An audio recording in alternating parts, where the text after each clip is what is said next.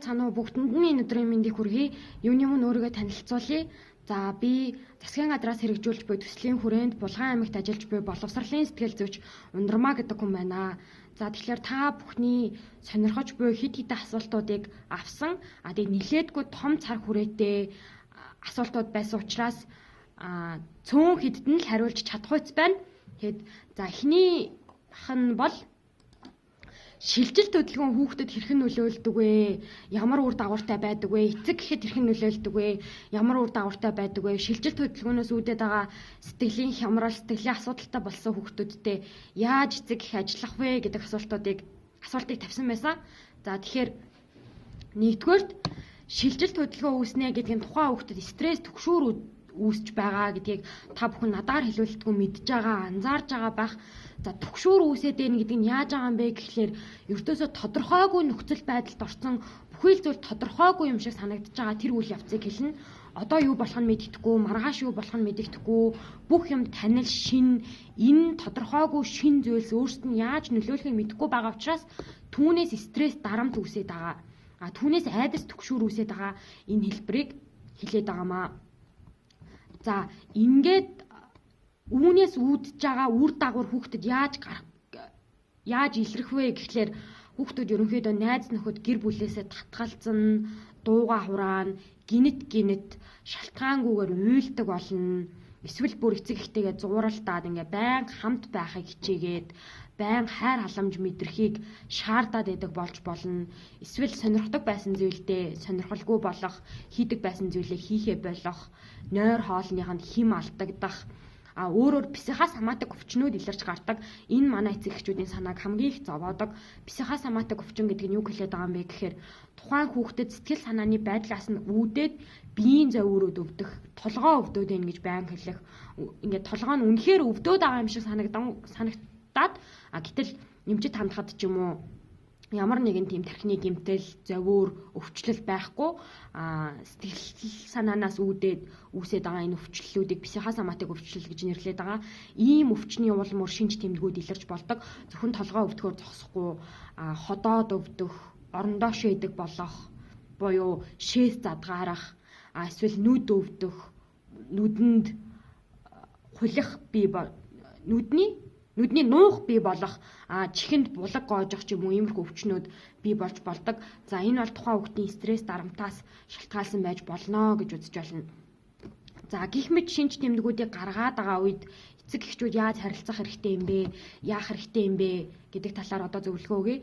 За нэгдүгээрт шилжилт хөдөлгөөнийг ганцхан хүүхэд хийгээгүй гэдгийг бид нар мэдж авах хэрэгтэй. Та бид ч гэсэн шилжсэн, ээж аав ч гэсэн шилжсэн, ээж аав ч гэсэн тонил татны ойр нөхдөөсөө холдсон, гэрээсээ хол байгаа, шинэ орчинд тасан зогсож байгаа, хүүхдтэй ижил мэдрэмжүүдийг авж байгаа гэдгийг анхаарах хэрэгтэй. Яг хүүхдэд тохиолдож байгаа болгон танд тохиолдож байгаа. Нөгөө нэг илэрж байгаа хэлбэр нь өөр, түүнийг хүлээж авж байгаа хүнд хөнгөн зэрэг нь өөр байгаад байгаа болохоос ш та бид нар яг ижил замаар алхаж байгаа, алхах гэж байгаа гэдгээ бодох хэрэгтэй. Тэгэхээр эхний ээлжинд хүүхдэд хангалттай тайлбар өгнө. Та мэдээллийг боловсруулж нэгтгэн дүгнэх чадвар илүү гэдгээрээ за энэ бол ийм орон, ийм ёс уламжлалтай.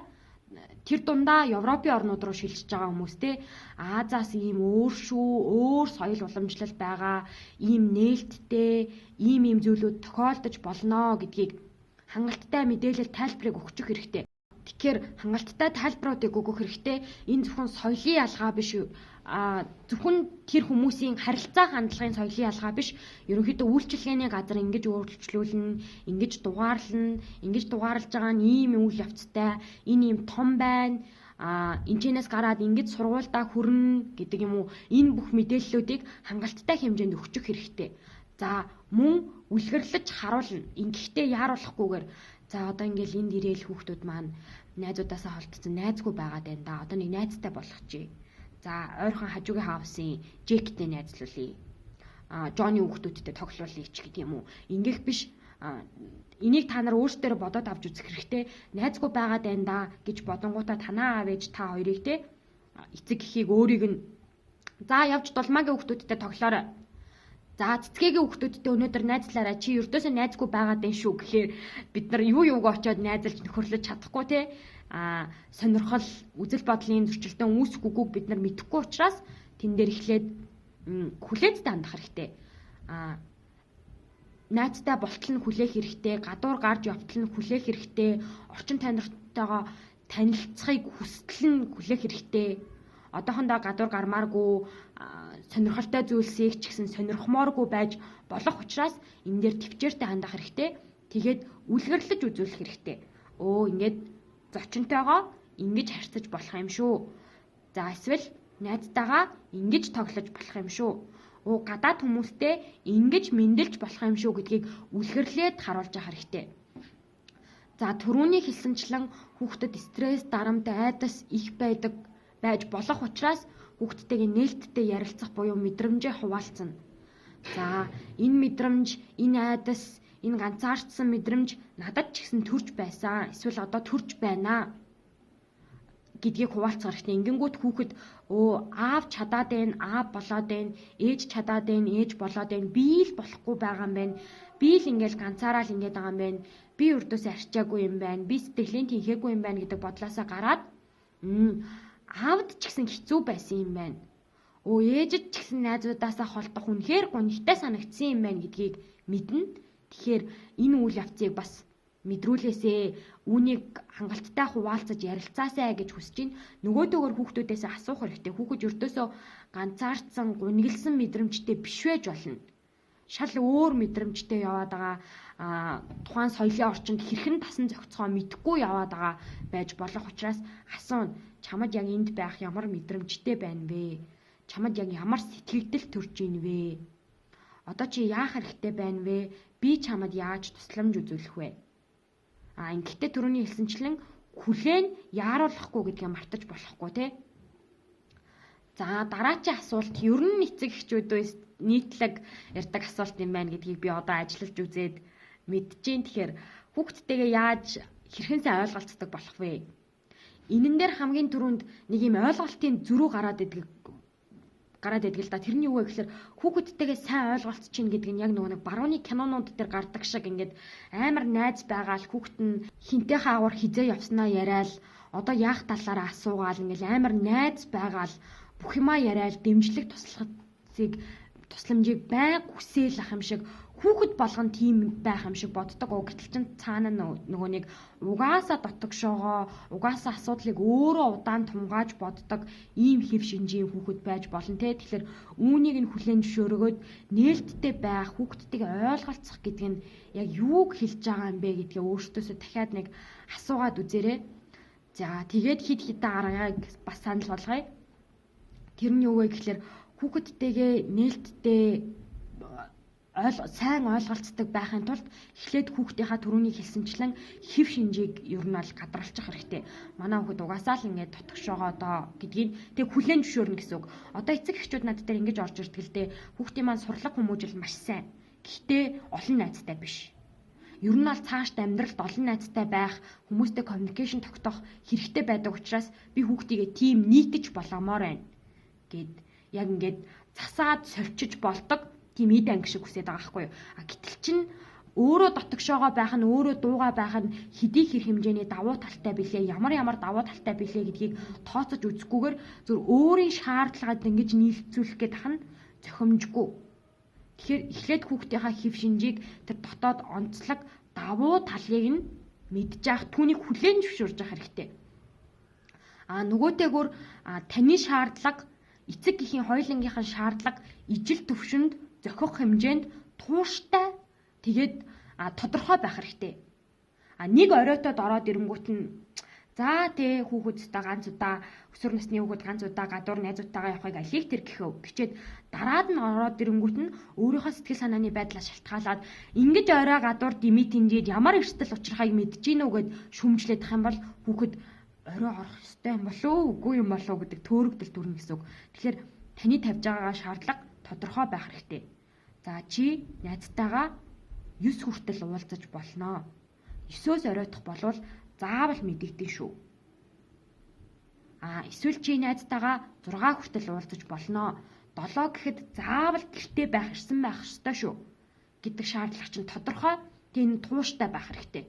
Энэ шаардлага дээр л та тууштай зогсож явах хэрэгтэй гэсэн үг. Энийг нэг болиулаад, нэг юу яагаал, нэг дүрмтэй олгоол, нэг дүрмгүй олгоол, нэг шийтгэл оногдуулагддаг байгаал, нэг шийтгэл оногдуулдаггүй байгаа тэгэхээр хүүхэд дахиад тодорхойгүй нөхцөл байдалд үүсээд хизээ яавал аавд загнуулах болоо, хизээ яавал аавд загнуулахгүй болоо гэдэг төгшөөр бас төрөөд ийн гэсэн үг. Тэгэхээр шаардлага тууштай тодорхой байх хэрэгтэй. Мөн хүүхэд зарим тохиолдолд зарим зүйлс дээр өөрөө шийдвэр гаргаж явах хэрэгтэй гэдгийг санаж явах хэрэгтэй. Одоо ингээл дэлгүүр дээр явж байхад ингээл нөгөө нэг за чамд бол ийм гоё хувцас явах юм байна. Одоо үеийн хүүхдүүд ийм хувцас сонирхдаг болсон штэ гэдэг юм уу? Эсвэл за ирээдүйд ийм хүн болсон байхын тулд хувь хүний хөгжлийн номыг уншдаг байх хэрэгтэй гэж шүү. Гэл нэг юм дуулж ирчингүүтээ тэрийгээ шууд хүүхд дээрээ тулгаал, туршаал нэг ийм хоолыг олон янзаар хийж үзэж байгаа юм шиг хүүхдтэйгээ харьцаж болохгүй. Тэгэхээр хүүхэд альва зүйл дээр шийдвэр гаргадаг, тэр нь алдсан байх боломжтой байдаг. Тэр алдаа хэвэн гэдгийг хүүхэд дээр ойлгуулж авах хэрэгтэй. За манай Монгол ээж аавуудад бас юу ажиглагдах гад байдаг вэ гэхээр найз буруу сонголоо, найзыг буруу хүмүүстэй нийллээ. Энэ буруу хүүхэд чамд ингэж муу нөлөөлөд байна. Энэ буруу орчин чамд муу нөлөөлөд байна гэж буюу асуудлыг өөрсдөөсөө түлхэх гээд, асуудлыг хүүхдээсээ түлхэх гээд тэнцэнээс л ингэж салчих юм бол бүх юм окей, бүх юм гоё, бүх юм цав цагаан болох гэдэг юм шиг төсөөлөд байдаг. Гэтэл чин таны тэр буруу гэж хараад байгаа, таны тэр муу гэж хараад байгаа тэр үйл явцтай хүүхэд чинь нэг ижил төсөөтэй талтай байгаа болоод тэнд тухтай, тавтай орчин байж үүсэж бий болоод тэнд байж болоод байна шүү дээ, тий. Тэгэхээр тэр яг найзтай юу илүү их холбоод байна вэ? Юу нь илүү их тэр хоёрыг холбож нийлүүлж найз байхад нь түлхэц үзүүлээд байна вэ гэдгийг асууж тодруулах нь маш үр дүнтэй байдаг. Тэгэхээр танай найзын юу чамд хамгийн их таалагддаг вэ? Та хоёр юун дээр хамгийн их санал нийлдэг вэ гэд асууж явах хэрэгтэй. За хамгийн гол нь хүүхэдтэйгээ хэрхэн сайн ойлголцдог болох вэ гэдэг асуултанд ер нь л хүүхдээс асууна, хүүхэдтэйгээ ярилцсан. Бид нар ямар алдаа гаргах гээд байдаг вэ гэхэлэр ингээд хүүхдээ ингээд нэг тесрэг бөмбөгтэй холоос харьцаж байгаа юм шиг ингэж харьцах гээд байдаг. Нэг арга туршиж үзээл. За ингүүл ууралчих юм шиг байна. За ингүүл баярлах юм шиг байна. За ингүүл надтайстай ойлголцоо болчих юм шиг байна да гэд ингээд холоос ингээд аргуудыг туршиж үзээд ингүүл яах бол тэгүүл яах бол гэсэн байртай байгаа гэдэг л та. Эннийхээ оронд хүүхэд чинь таны л хүүхэд, таны хайр халамж, таны инхрийлэл, таны асуулт тэр зүйлсийг үргэлж хүсэж хүлээж идэг хүн тэнд байгаа учраас хүүхдээсээ шууд асууж явах хэрэгтэй. Ойрд хэрэг байв та? Өнөөдөр ямар мэдрэмжтэй байсан бэ? Ойрд ямар мэдрэмжтэй байгаа вэ? Юу чамд таагүй мэдрэмжийг төрүүлээд байгаа вэ? Мэдрэмжийг байнга асууж байна. Тэгээд энэ мэдрэмжийг даван туулахад, энэ мэдрэмжийг удаан байрч хадгалахад би чамд яаж туслах вэ? Мөн өөрийнхөө мэдрэмжийг хүүхдтэй хуваалцна. Надад ч гэсэн ийм мэдрэмж төдийд төрдөг байсан. Ээж нь ч гэсэн ганцаараа үлдэхдээ маш их айдаг байсан. Гингүүт хүүхэд томчууд ч гэсэн энэ мэдрэмжийг авдаг юм байна. Ээж ч гэсэн надтай ижлэх мэдрэмжтэй юм байна гэдгийг олж харнаа гэсэн үг. За тэгээд миний ярьсан зүйлс танаас багч болов ойлгомжтой, багч болов тусыг хүргэсэн байгаасай гэж маш их найдаж байна. Та бүхний ажил, амьдрал, сурлага хөдөлмөрт нь өндрөөс өндөрт амжилтыг хүсье. Баярлалаа.